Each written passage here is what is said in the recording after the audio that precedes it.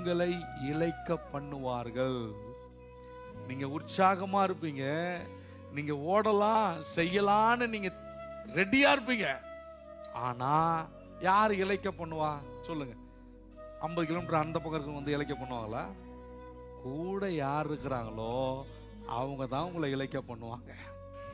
ஆனா சோர்ந்து போயிடக்கூடாது. உம்மை கர்த்தர் அடுத்த கட்டத்திற்கு கொண்டு போறாரு. அதான் சொல்றாரு, உன்னை நான் குதிரைகளோடு ஓடும்படியாக உங்களை அழைத்து கொண்டு போறேன்னு. இப்பவே சோர்ந்து போயிடுறீங்களே, எப்படி நீங்க அப்ப ஓடுவீங்க? ஒரு சின்ன காரியம் நடக்கும் போதே ரொம்ப டல் ஆயிடுறீங்களே, எதுவும் வேணாப்பான்னு மூடி வச்சுட்டு போய் உட்கார்ந்துடுறீங்களே. இந்த குடும்பமும் வேணா, இந்த கடவுளும் வேணா, இந்த சோறும் வேணா, ஒண்ணும் வேணாம். நான் சொல்றேன், இந்த மாதிரி பிரச்சனை வரும்போது தான் எக்ஸ்ட்ரா ரைஸ் வாங்கி சாப்பிடுங்கன்றேன். நம்மை எதுவும் தடுத்து நிறுத்தக்கூடாது.